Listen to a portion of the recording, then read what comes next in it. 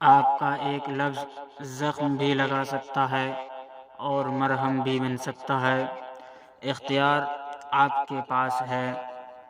دل کے اندر اتنی جگہ پیدا کرو کہ تمہاری اس دل میں دوسروں کے راز سما جائے۔ محبت اور دوستی خدا کے دو بہترین تحفے ہیں جو آپ کو عطا کیے گئے ہیں، انہیں خود غرض لوگوں پر برباد مت کریں۔ دنیا میں وہی لوگ سربلند رہتے ہیں جو تکبر کے تاج کو دور پھینک دیتے ہیں۔ کسی کی آنکھ تمہاری وجہ سے نم نہ ہو، کیونکہ تمہیں اس کے ہر آنسو کا قرض چکانا ہوگا۔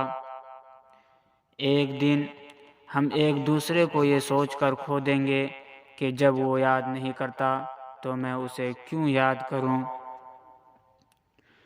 دل میں اترنے کے لیے سیڑھیوں کی نہیں بلکہ اچھے اخلاق کی ضرورت ہوتی ہے۔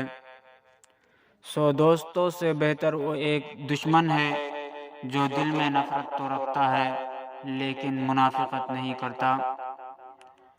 بد کردار دوسروں کے کردار کو اور بے ایمان دوسروں کے ایمان کو ہمیشہ شک کی نگاہ سے دیکھتے ہیں۔ کسی انسان کی خوبی پہچانو اور اسے بیان کرو، لیکن اگر کسی کی خامی مل جائے تو یہاں تمہاری خوبی کا امتحان ہے۔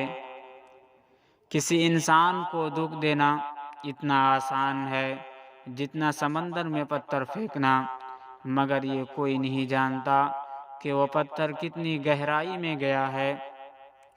نیک لوگوں کی صحبت سے ہمیشہ بھلائی ملتی ہے، کیونکہ ہوا پھولوں سے گزرتی ہے تو وہ بھی خوشبودار ہو جاتی ہے۔